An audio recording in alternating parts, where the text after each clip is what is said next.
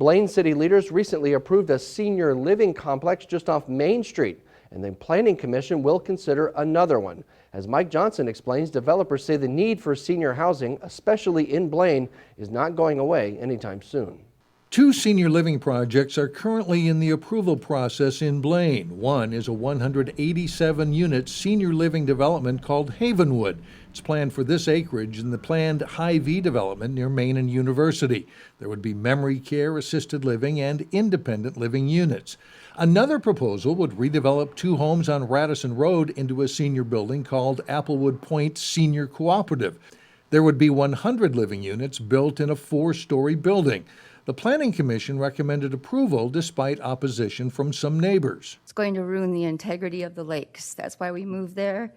As we look out, we see the woods, we have wildlife, and if this is going to be built, we're going to be looking at a parking lot.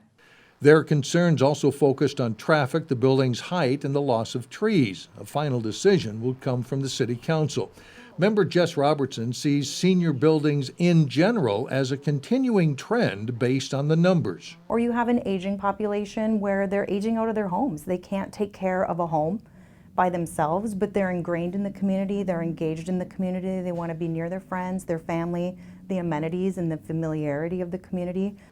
As the council approved the Havenwood complex earlier this month without any opposition, the developer told them aging baby boomers are driving the market. So what we're seeing specifically in the city of Blaine is that the age demographic of the 65 plus is going to grow by 75% over the next 5 to 10 years.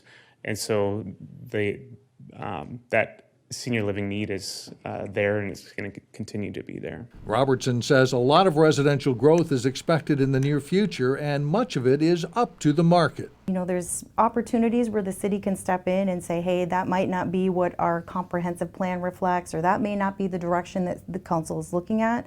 When it comes to private landowners, they should have the opportunity to do with their property as they want, and we do anticipate a lot of residential growth. One of the things that I always taught about Blaine is having a variety of housing options for all income levels and all age ranges.